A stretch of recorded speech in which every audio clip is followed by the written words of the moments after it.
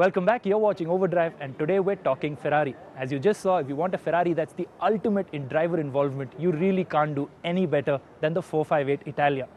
If you're a movie star looking for some glamorous top-down action, well, then you have the California.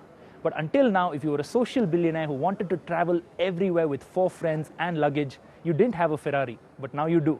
It's called the FF, and this car can take you absolutely anywhere. When you've made outstanding sports cars for well over a century, the urge to try something different tends to get overwhelming. With this car, we want to open a new page in the Ferrari historic book. Enter the FF, the first four-wheel drive Ferrari ever and a 4-seater to boot. From one side is a racing car, but from the other side is a car that you can drive in every single conditions. But after the launch, it was the new Grand Toura's oddball looks rather than its space-age technology that hogged headlines. So what's obvious is that unlike the 458, this is not a Ferrari that's going to make you go wow. But really, who cares? What's important is whether it drives like a Ferrari, whether it makes those nerve endings tingle. And for that, to really test the FF to its full potential, you can't even do it here at the BIC. You need a special place. Racing and Ferrari, they can't be one without the other. But neither is possible without the third wheel, money. Lots and lots of it.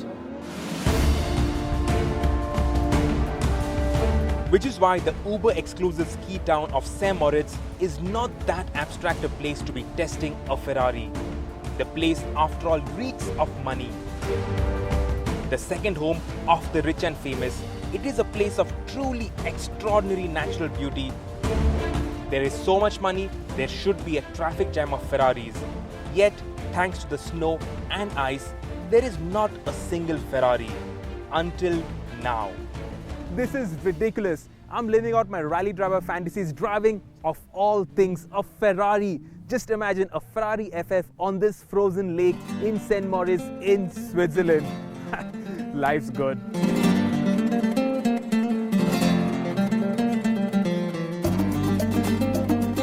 So that last bastion has crumbled and there now is a Ferrari you can take skiing. Thanks to all-wheel drive, the first time in a Ferrari, and oh so controversial due to that, and also room for 4 and their skis, Ferraris will soon be swarming all over ski resorts all over the world. Now, Ferrari being Ferrari, they do things differently, and because the 4RM system, it does not have a conventional center clutch, nor does it have a second prop shaft, it weighs half as much as other conventional 4-wheel drive systems. So how does it work? The V12 engine is set a long way back in the nose and a single prop shaft runs to the rear axle where the 7-speed dual clutch gearbox sits with the E differential. Ahead of the engine over the front axle is a very clever, very small power transfer unit that has an integrated 2-speed gearbox and 2 wet clutches, one for each front wheel. The desired wheel speed is achieved by slipping the clutches. The first reduction works with the first and second gears on the dual clutch gearbox. The second works with third and fourth gears. In fifth gear and above, the FF is strictly rear wheel drive. Ferrari stressing that all-wheel drive is for traction at low grip surfaces. And you'd be really mad to drive above 200 km an hour when grip is at a premium. The system allows torque to not only be distributed between the front and rear axles, but also left to right on both axles.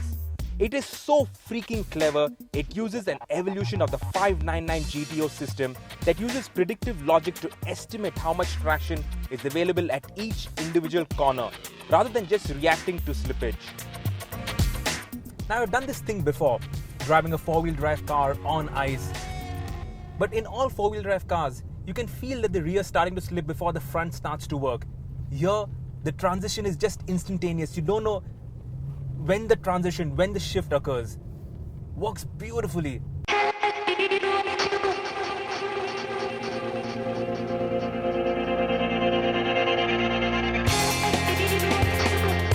On dry tarmac, the FF simply fires itself out of corners with supreme traction.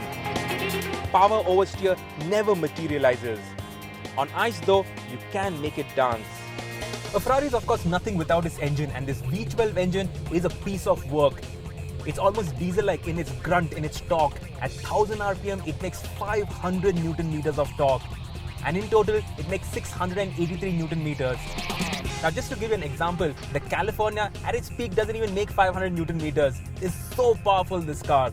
And things get really interesting at the fun end of the rev range. At 8000 RPM, it makes 660 PS of power. Of course, here on ice, you can't even deploy half of it, not even a quarter of it. But on the road, that makes the FF really fast. 0 to 103.7 seconds, 335 kilometers per hour top speed. Damn, this car's quick.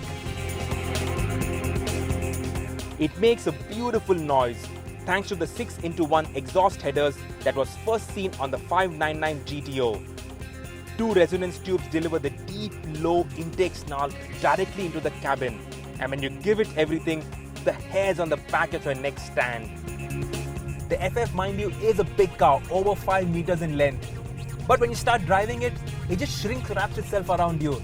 The nose, it feels so direct, so pointed, feels like a much smaller car and so much more fun to drive.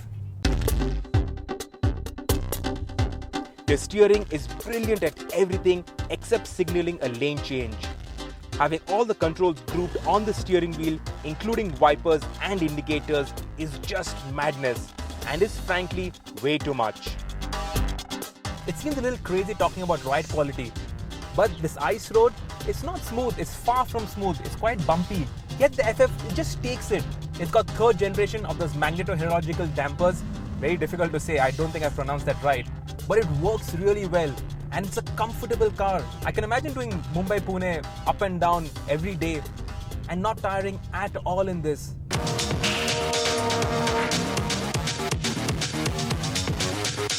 So with all this practicality, all this traction, all this torque, all this comfort, is the FF a true Ferrari? Yes, it really is. It's got a bit of a bizarre look to it. The shooting brake, bread van kind of look. But apart from that, this car drives brilliantly well.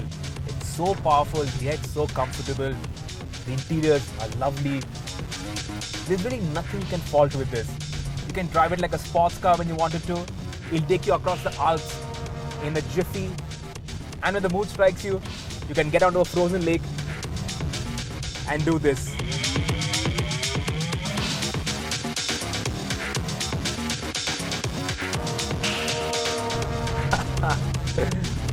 Gorgeous car. Wow, Sirish has done a ton of drives all over the world, but it sure looked like he had an absolute blast in the snow in Switzerland. Well, I'm going to have some more fun too right here at the BIC. I've got a few more runs left in that California in this little skid pad, but this is where we're going to end this episode of Overdrive. Remember, you can follow us on Facebook and Twitter and catch all our shows online on our YouTube channel. I hope you had as much fun watching this as we had putting it together. Do join us next week when we have another action-packed episode of Overdrive.